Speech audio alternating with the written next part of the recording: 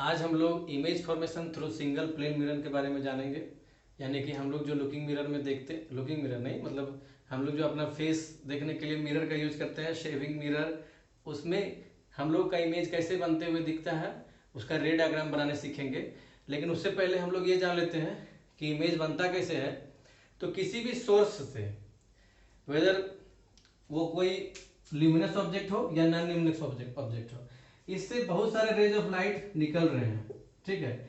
और ये rays of lights अगर anyhow we make it to meet at a point, किसी तरह हम इन दोनों रेज ऑफ लाइट को एक पॉइंट पर मिला देते हैं तो वहां पे इस ऑब्जेक्ट का इमेज बनता हुआ दिखता है। लाइक यहाँ पे हम किसी भी तरह से कोई भी एक लेंस का यूज कर ले या फिर मिरर का यूज कर ले, उसके बाद अगर किसी भी तरह से इन दोनों रेज ऑफ लाइट को यहाँ पे अगर हम मिला देते हैं तो ये जो है इसका ये इमेज इस ऑब्जेक्ट का बनता हुआ वहां पे दिखाई देगा। तो इस तरह इमेज बनता है जब किसी पॉइंट से at least two rays of lights को अनदर पॉइंट पर हम लोग उसको मिला देते हैं तो उस पॉइंट पर इस ऑब्जेक्ट का इमेज बनता हुआ दिखाई देता है। अब इमेज दो तरह से हो सकते हैं, पहला रियल इमेज, दूसरा वर्चुअल इमेज। तो रियल इमेज और वर्चुअल इमेज में क्या फर्क है, इस चीज को भी हम लोग जब इमेज फॉर्मेशन होगा उस टाइम समझ में आ जाएगा। तो जब भी रे डायग्राम हम लोग बनाएंगे, एक बात हम दिमाग में रखना चाहते हैं, हम चाहते हैं कि आप लोग दिमाग पर रखें कि laws of reflection, laws of reflection जब तक आप दिमाग में नहीं रखिएगा इमेज फॉर्मेशन बनाना आसान नहीं होगा। मतलब बहुत ही आसान है इमेज फॉर्मेशन बनाना, लेकिन अगर आप सिर्फ इतना याद रखते हैं कि incident angle is equal to reflected angle होता है, सिर्फ आपको एक बात ये याद रखना है, और दूसरा ये कि इंसिडेंट रे, रिफ्लेक्टेड रे और नॉर्मल लाइन, ये तीनों एक ही प्लेन पर होता है। अच्छा, incident ray,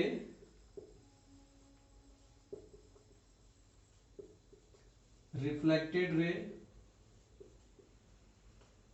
and normal line,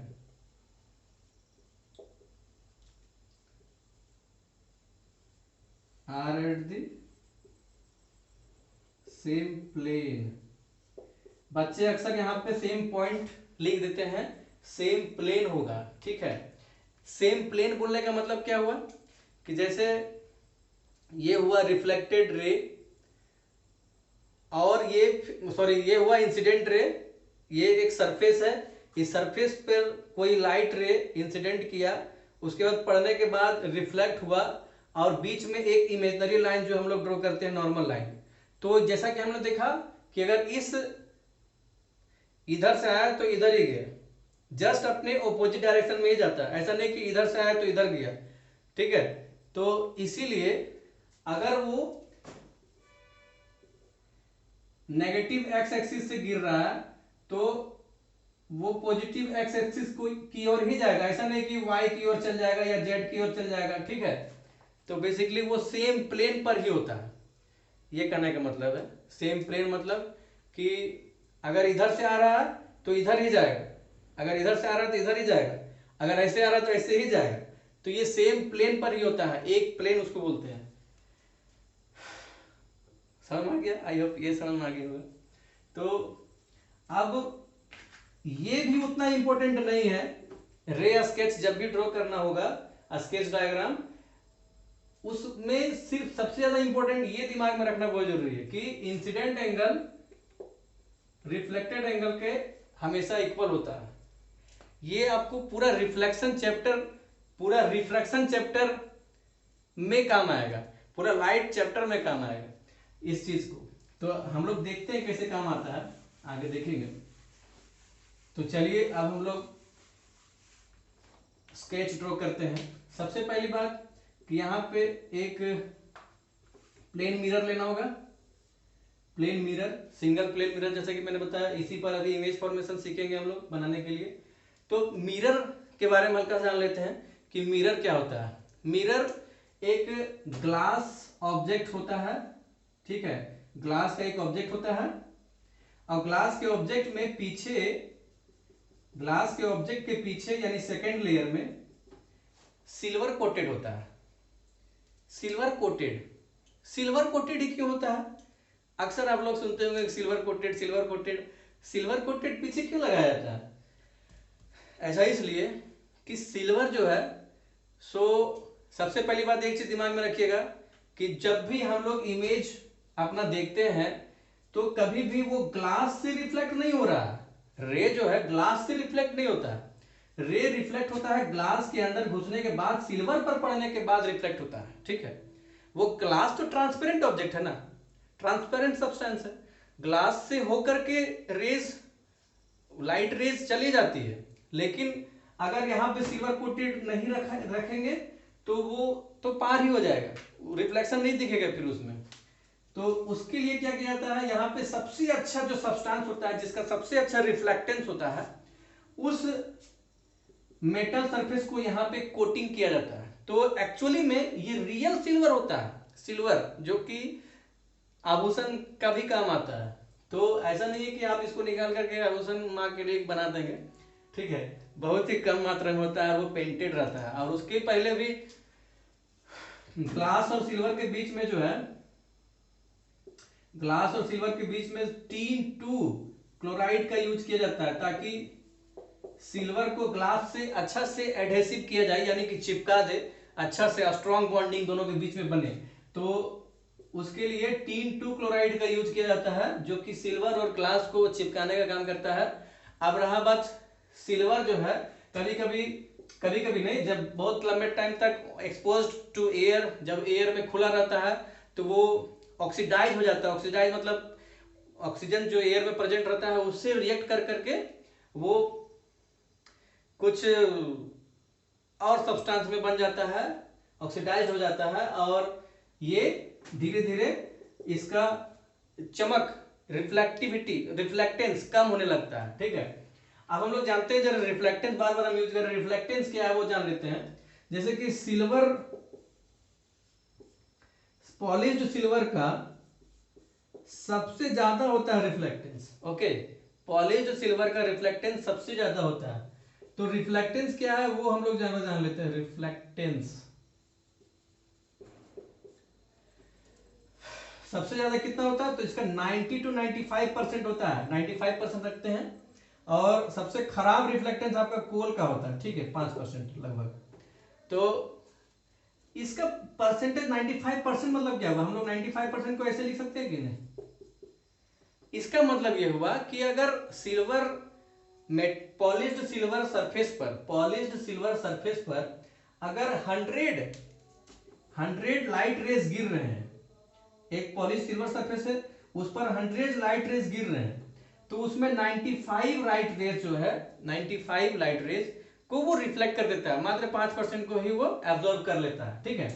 तो इस तरह पाया गया कि सिल्वर, पॉलिश्ड सिल्वर का सरफेस बहुत ही ज्यादा रिफ्लेक्टिविटी, मतलब कि रिफ्लेक्ट करता है लाइट रेज को, और इसीलिए इसका रिफ्लेक्टेंस बहुत अच्छा होता है। और इसीलिए सिल्वर, पॉलिश सिल्वर का इस्तेमाल ऑप्टिक साइंस में बहुत ज्यादा होता है। इसका ऑप्टिकल इंस्ट्रूमेंट्स में बनाने में बहुत सारे यूज होता है। यहाँ तक कि टेलीस्कोप में भी पॉलिश सिल्वर का इस्तेमाल किया जाता है। क्यों? क्योंकि इसका रिफ्लेक्टेंस बहुत अच्छा होता है, ठीक है। बहुत अच्छा मतलब सबसे अच्छा रिफ्लेक्टेंस इसी का होता है, ठीक है। तो आई थिंक रिफ्लेक्टेंस समझ में आ गया होगा। और मिरर से आपको समझ में आ गया होगा कि पीछे सिल्वर क्यों रहता है, और तो और वो ग्लास से रिफ्लेक्ट नहीं होता है बल्कि सिल्वर से ही रिफ्लेक्ट होता है। पहले क्या होता था कि सिंगल सरफेस पर ही सिल्वर रहता था, ठीक है, लेकिन अभी जो है डबल सेकेंड लेयर पर सिल्वर सरफेस रहता है। आप लोग ग्लास को देखते होंगे, हल्का सा मोटा रहता है, ग्लास से होकर के लाइट गुजरती है और वहां से फिर वो सिल्वर सरफेस से वो रिफ्लेक्ट होती है। तो अब हम लोग जानेंगे, तो अगर इस तरह का हम लोग एक स्केच ड्रॉ करते हैं जो कि सिंपल एक मिरर को शो करेगा, और पीछे ये शो कर रहा है सिल्वर, ठीक है, सिल्वर। अच्छा हाँ, जो सिल्वर पीछे से कोटेड रहता है उसको भी बचाने के लिए उसके ऊपर भी कॉपर कोटिंग कर दिया जाता है, ताकि सिल्वर बचा रहे बहुत समय तक। ठीक है, तो बेसिकली अब हम लोग मिरर बनाने नहीं सीखना है हम लोग को स्केच बनाने सीखना है कि स्केच फॉर्मेशन कैसे होता है। ठीक है, तो यहाँ पे लाइक कोई ऑब्जेक्ट है मान लेते हैं हम लोग। देखिए दो तरह से इसको एक ड्रॉ करना सीखेंगे। मान लीजिए यहाँ पे कोई ऑब्जेक्ट है, यहाँ पे कोई ऑब्जेक्ट है और इस ऑब्जेक्ट से चारों दिशाओं में लाइट रेज निकल रही है। ये हमारा इंडियन डेमोक्रेसी है, सभी को समान रूप से देखने वाला। ये चारों दिशाओं में लाइट रेज निकल रही है। ठीक है, इसमें से जबकि जैसे कि मैंने बताया कम से कम 2 रेज ऑफ लाइट लेना पड़ेगा इमेज फॉर्मेशन के लिए। तो हम एक रे ऑफ लाइट किसी भी डायरेक्शन में इंसिडेंट करवा दिए, क्योंकि कोई फिक्स थोड़ी है कि किस डायरेक्शन गिरेगा। तो हम मान लीजिए किसी भी डायरेक्शन में एट रैंडमली हम खींच दिए कि इस डायरेक्शन पर एक रे ऑफ लाइट गिर रही है। ठीक है, तो जैसा कि मैंने बताया कि एक बात याद रखना आपको हमेशा के लिए, जब भी आप रियल डायग्राम ड्रॉ करेंगे, क्या याद रखने के लिए बोला था मैंने कि incident angle is always equal to the reflected angle. ठीक है, ये जानना है, ये याद रखना है हमेशा जब भी स्केच ड्रॉ करिएगा। तो इंसिडेंट एंगल, इंसिडेंट रे तो हमने ड्रॉ कर दिया। अगला काम रहेगा इंसिडेंट एंगल पता करना। तो इंसिडेंट एंगल कब पता करेंगे? जब हम लोग इस पॉइंट पर, जिस पॉइंट पर इंसिडेंट एंगल हुआ है, उस पॉइंट पर एक नॉर्मल लाइन ड्रॉ करेंगे। क्योंकि जैसा कि मैंने बताया था पहले कि नॉर्मल जो है सो सरफेस से लिया जाता है। ठीक है, तो नॉर्मल लाइन ड्रॉ कर दिए। अब हमको इंसिडेंट एंगल पता चल गया। इसी इंसिडेंट एंगल पर पता चलने के बाद एंगल रे जो है रिफ्लेक्ट होगा। ठीक है, रिफ्लेक्टेड एंगल अब बन गया ये आर, जो कि नॉर्मल से रिफ्लेक्टेड एंगल बना रहा है। ठीक है, ये आई हमेशा आर के इक्वल होता है। आई आपको पता चल गया, मान लीजिए 30 डिग्री है तो वो भी 30 डिग्री ही रहेगा। ठीक है, अब एक रे ऑफ लाइट तो इधर से निकल लिया। ठीक है, एक और रे ऑफ लाइट आप चाहे तो यहां पे गिरा सकते हैं, यहां गिरा सकते हैं, कहीं भी गिरा सकते हैं। हम सपोज करते हैं कि यहां गिरा देते हैं फॉर कन्वीनियंस, यहां पे गिरा दिए ताकि अच्छा से दिखे। ठीक है, तो यहां पे क्या ले सकते हैं, फिर इंसिडेंट रे तो ड्रॉ कर दिया मैंने। दूसरा काम क्या क्या बोले थे, नॉर्मल लाइन ड्रॉ करना। यहाँ पे नॉर्मल लाइन ड्रॉ करेंगे। नॉर्मल लाइन ड्रॉ करने के बाद हमको इंसिडेंट एंगल पता चल गया। उसके बाद रिफ्लेक्टेड एंगल, जिस एंगल से इंसिडेंट हुआ, देखिए यहाँ पे जरा ज्यादा दिख रहा है इसके कंपेयर में, तो उसी एंगल से फिर हमको रिफ्लेक्ट भी करवाना है। ठीक है, जरा ज्यादा बड़ा हो गया ना, हल्का सा एडजस्ट कर लीजिएगा आप लोग। ठीक है, अब देखना यहां पे ये बात है कि इंसिडेंट हुआ, ये रिफ्लेक्ट हो गया इस डायरेक्शन पर, ये इंसिडेंट हुआ, ये रिफ्लेक्ट हो गया इस डायरेक्शन पे। ठीक है, अब आपको ध्यान देना है रिफ्लेक्टेड रे पर। ठीक है, रिफ्लेक्टेड रे पर ध्यान देना आपको।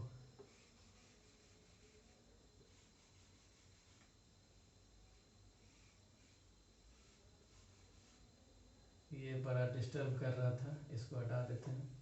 ठीक है, रिफ्लेक्टेड रे पर ध्यान दीजिए। रिफ्लेक्टेड रे क्या आपको इस तरह दिख रहा है? अच्छा, इससे पहले हम एक एग्जांपल से बात करते हैं। जैसे कि मान लीजिए दो फ्रेंड्स, 2 फ्रेंड्स है, ये दोनों फ्रेंड्स हैं और ये चलना, अपने बात विचार करने के बाद ये दोनों अपने घर की ओर चलना शुरू कर देते हैं इस तरह से। ठीक है, ये इस डायरेक्शन में जा रहा है, ये इस डायरेक्शन में जा रहा है। आप और ये चलते चले जा रहा है, कहीं रुका नहीं। ठीक है, कहीं रुक नहीं रहा है, चलते चले जा रहा है। आप क्या ये बात को अज्यूम कर सकते हैं कि किसी वक्त हो सकता है ये दोनों एक जगह पर होंगे? अज्यूम कर सकते हैं, आप कंफर्म नहीं बोल सकते कि वहां पे है ही। लेकिन हम लोग चूंकि we are use to think linearly, हम लोग चूंकि लिनियरली सोचने का आदी हो गए हैं, तो हम लोग मानकर चलेंगे कि ये दोनों यहां पर एक समय होगा ही। और इस तरह हम लोग ये अज्यूम कर लिए कि ये दोनों यहां पे प्रेजेंट होंगे। ठीक उसी तरह ये 2 रे ऑफ लाइट्स भी, अगर हम लोग चूंकि यहां मान लीजिए कोई व्यक्ति खड़ा है, उसका आंख यहां पे है। ठीक है, ये आंख बन गया। ये दो रेज ऑफ लाइट इसके आंख में जा रही है, वो क्या सोचेगा, ये थोड़ी सोचेगा कि ये टू रेज ऑफ लाइट जो आ रहा है मेरे आंख पर वो ऑब्जेक्ट कहीं इधर होगा। वो ऐसे ना सोच करके वो लिनियरली सोचेगा कि these two lights must be coming somewhere from behind the mirror. वो यही सोचेगा, these two rays of light must be coming from behind the mirror, ठीक है, sorry might be coming from behind the mirror, ठीक है, वो यही सोचेगा।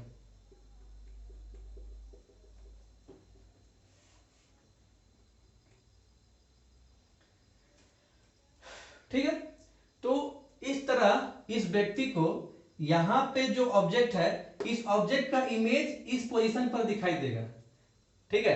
ठीक उतना ही दूरी पर देखो, अब हम लोग जरा कंक्लूड करेंगे कि ये किस तरह का इमेज बना।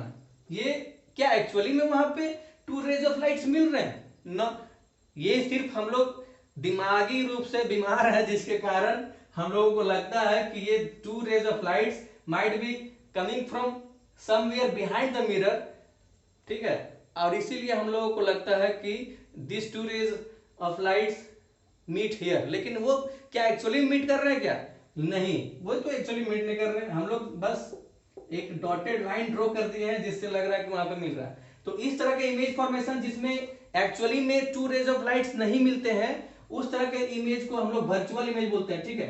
तो जैसा कि हमने बोला था कि वर्चुअल इमेज रे डायग्राम जब ड्रॉ करेंगे तभी समझ में आ जाएगा। तो इस तरह के इमेज को हम लोग वर्चुअल इमेज बोलते हैं, ठीक। और जब एक्चुअली में दोनों मीट होते हुए दिखते हैं तो उसको हम लोग रियल इमेज बोलते हैं। रियल इमेज को भी आगे चल करके क्लियर किया जाएगा।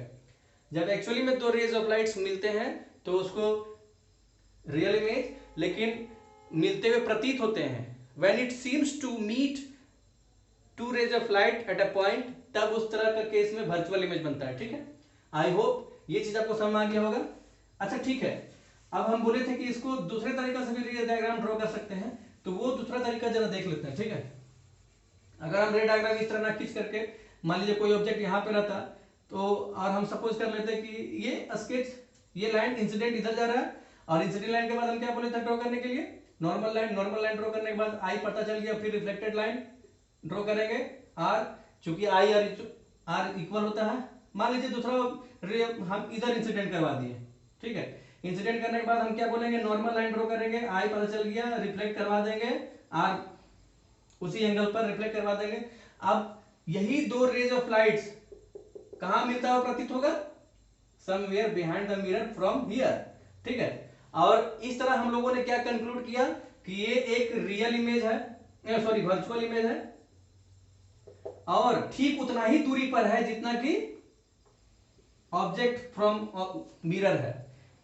ऑब्जेक्ट का दूरी मिरर से जितना दूर है, इमेज भी उतना ही दूर है मिरर से, ठीक है। और दूरी को हमेशा परपेंडिकुलर लाइन से ही ना नापा जाता है, तो ये हो गया। और एक बात यहाँ पे जो कि शो नहीं हो रहा है, लेटरल इमेज हमेशा बनता है। तो एक चीज हमको समझ में आ गया, image formation through plane mirror हमेशा